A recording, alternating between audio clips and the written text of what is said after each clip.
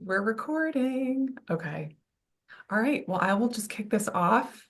Interview style. I am so excited to have Beth here today. She has been just so fun to coach over the past 6 months, and I wanted to share her story with you. Beth has gone through a transformation and not necessarily in role, but inside. And so I wanted to show that because often people are experiencing or expecting a promotion. They're expecting a maybe paid change or a completely different job or fill in the blank of that like external circumstance. And what I wanted to share, why I wanted to share Beth's story is because she came to me, and I'll let her explain more herself, but she came to me feeling a certain way, which I think a lot of my community can expect, probably something around that burnout feeling and wanting more for herself. And a whole new world, I feel like, unfolded for you. So, Beth, why don't you take a moment just to share who you are, what you do, your title, anything you think that would be helpful for us to know to get to know you. Thank you, Lauren. I'm really excited to be here today to share my story with other professional women. And it's a topic that's near and dear to my heart because I've put so much effort into my career. I've been doing tax for the last 20 plus years. I don't really want to date myself, but I've been in public accounting. I was started out for about 9 years. Then I was in industry for 11, and I'm back in public accounting again for the last two.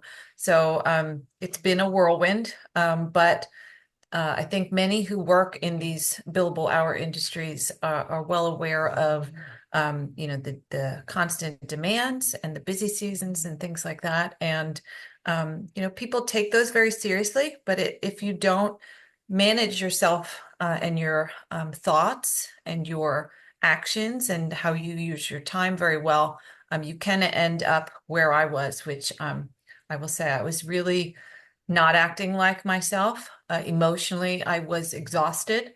I did not have patience, particularly with my family members, and I was starting to exhibit characteristics that I did not like. And I was really at a crossroads.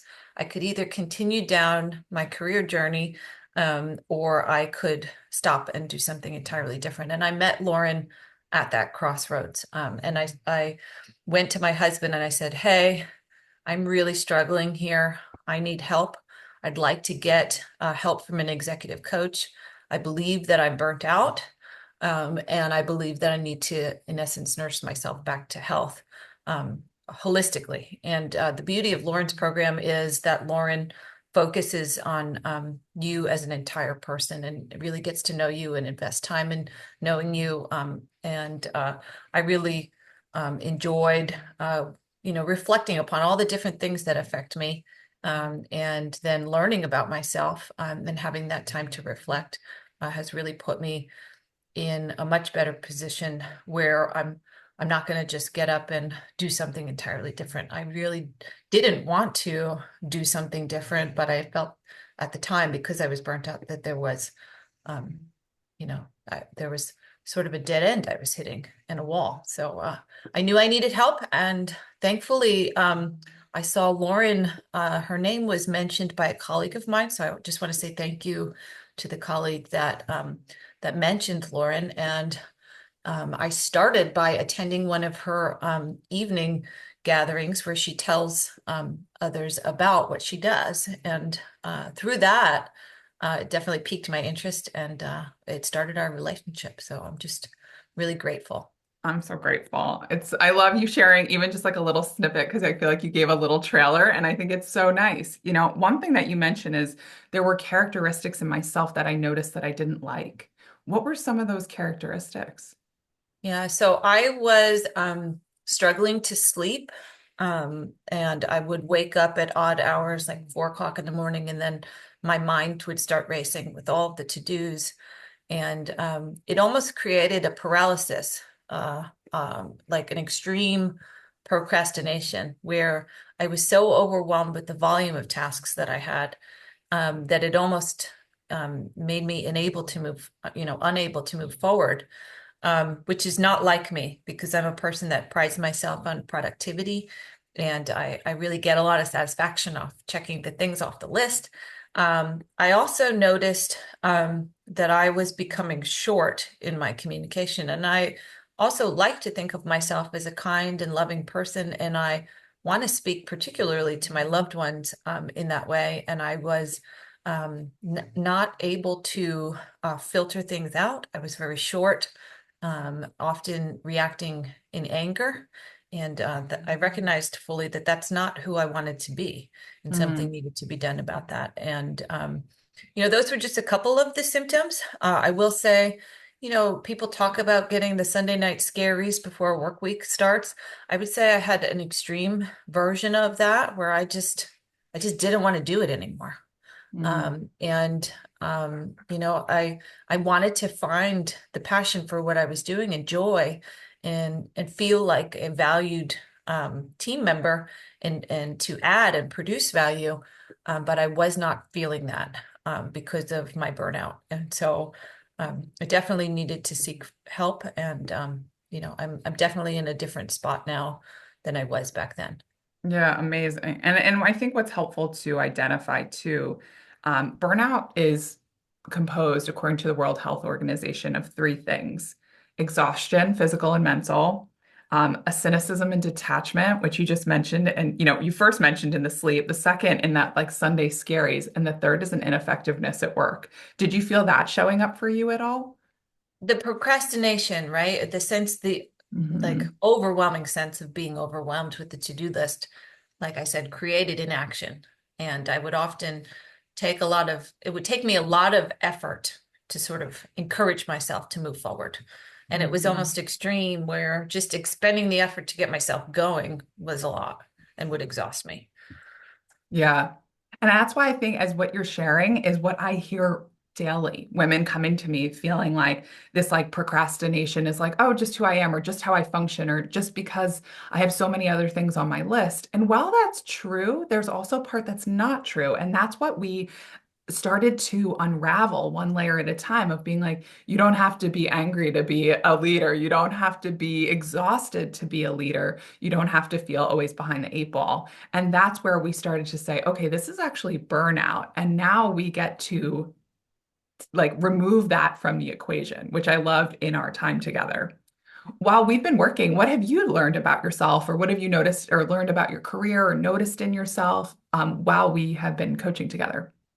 Well, I think a lot of people generally like to say, "Oh, it's not me, it's someone else," and point a finger. And I'm definitely humbled to say that there was a lot that was happening within myself that was the problem, and I can't really put a blame on someone else in this situation to a certain extent because a lot of what was happening was in my head.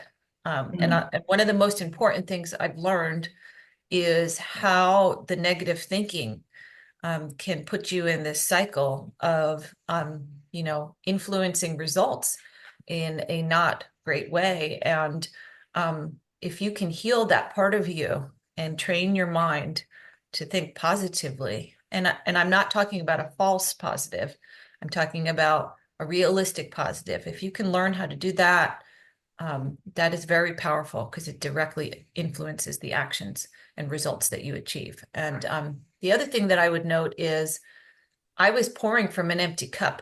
And the thing that I had to realize was I might not have been aware of it, but whether or not I like to say it, I was giving off a vibe to others and to those within my team, particularly at the end when I was, utterly exhausted.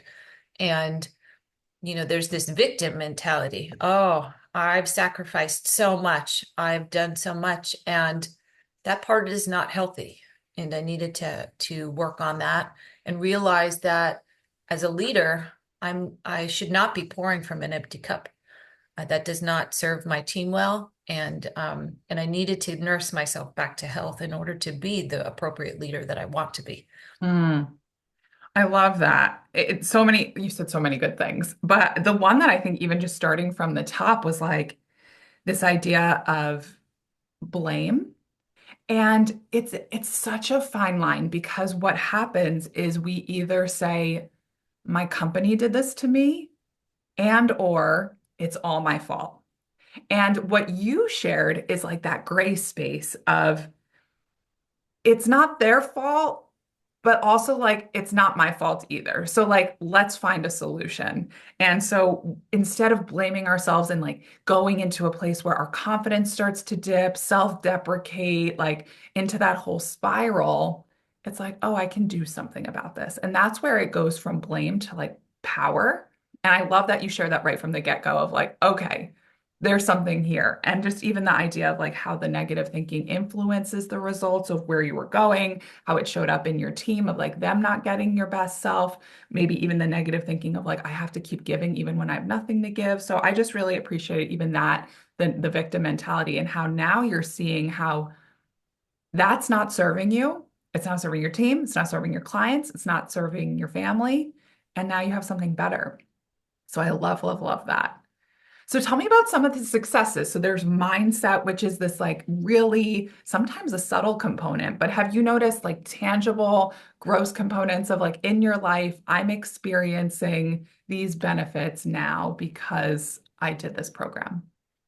Yeah, I will say that habits take time to change. So you've got to give yourself grace when you embark upon a journey of growth like this. And it does take hard work in chipping away at the habits. And so slowly building that muscle memory of, for me, part of it is starting my day in a positive way.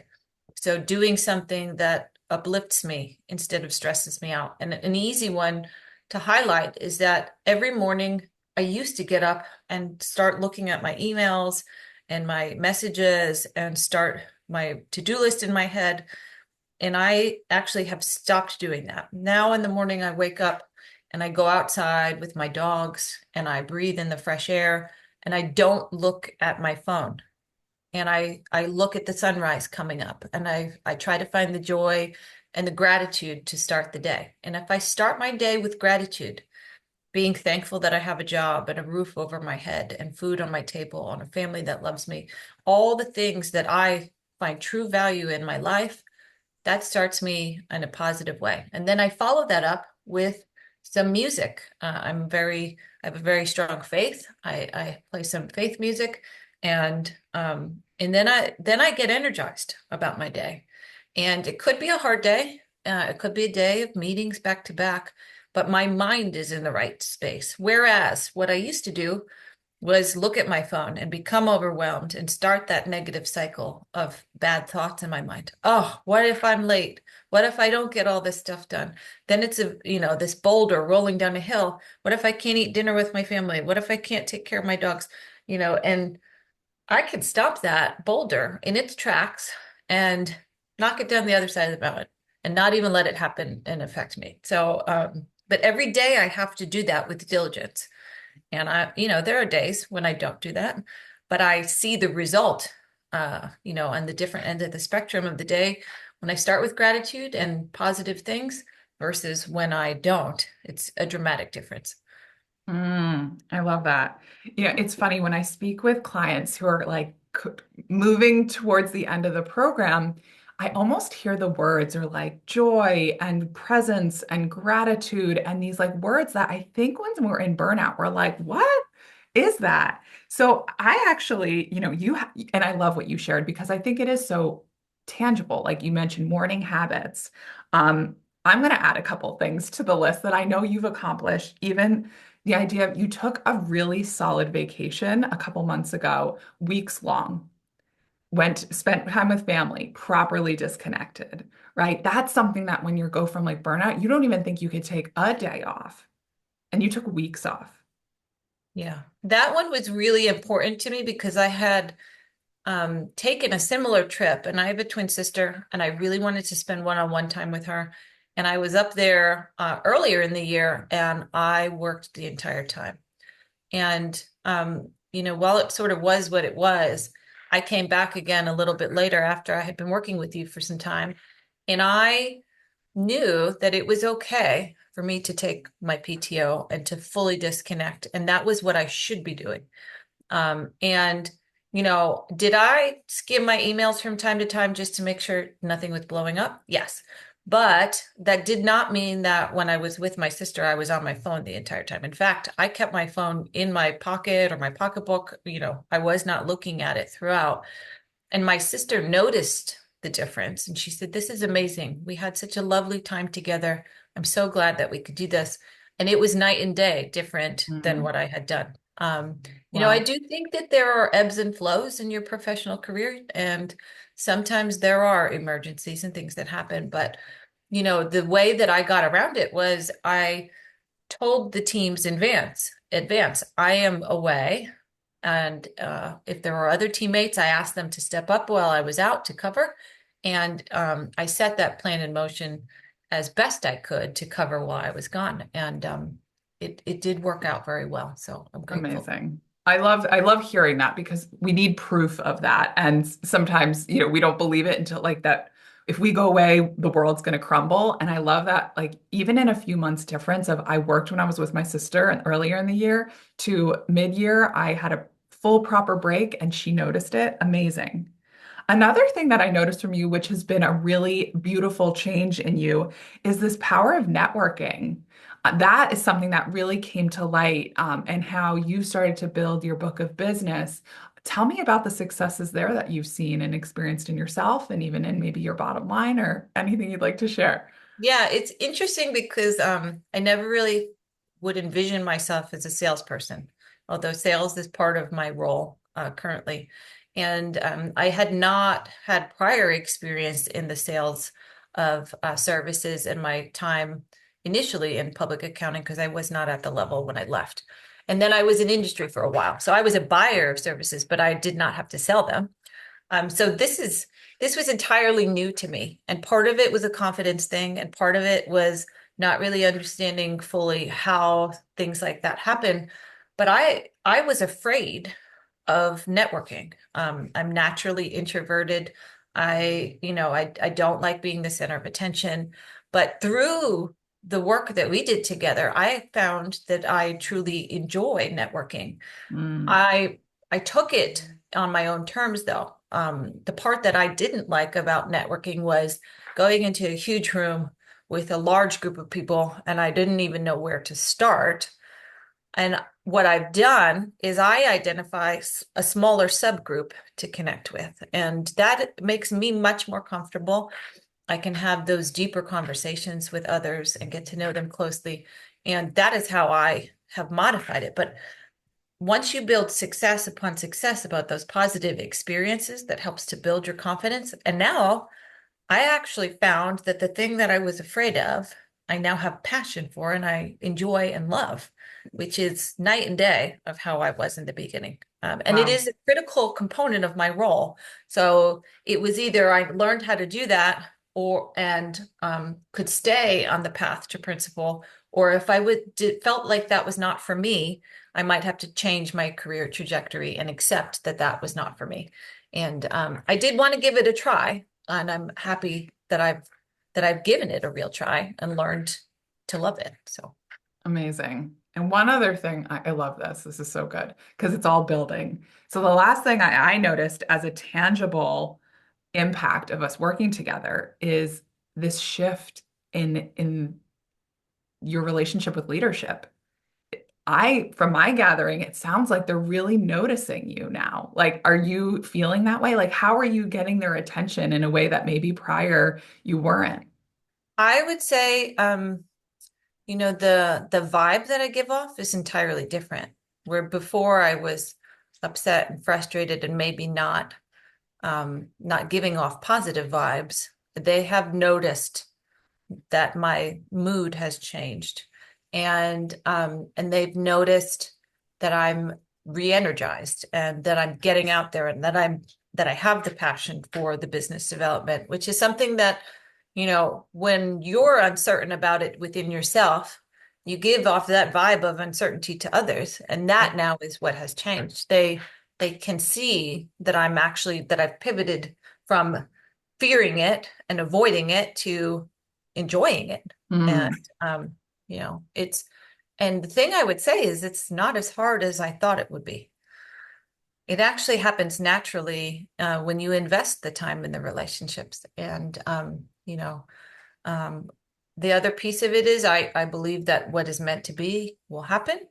And I try not to focus on getting things from other people. I really have shifted my mentality to how can I help other people? And that's how I approach it. I genuinely want to help other people through my work and solve their problems. And that's my how I, overcome the idea of selling something.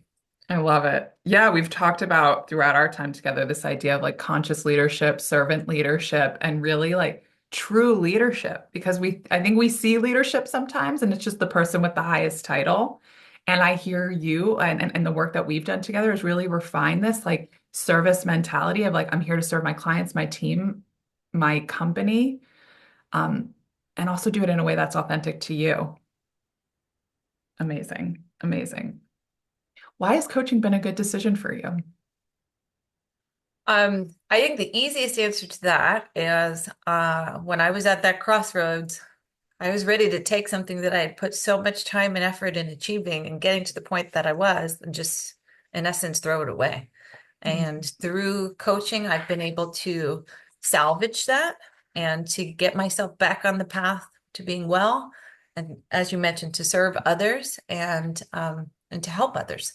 And that part to me is very meaningful. I want to do that in the best way that I can, and I want to be a good leader. And I'm excited about the opportunities for the future. Amazing. Last question. If you were to give one piece of wisdom or advice for someone who might be thinking about coaching, what would you share with them? Um, I would say don't be afraid to ask for help.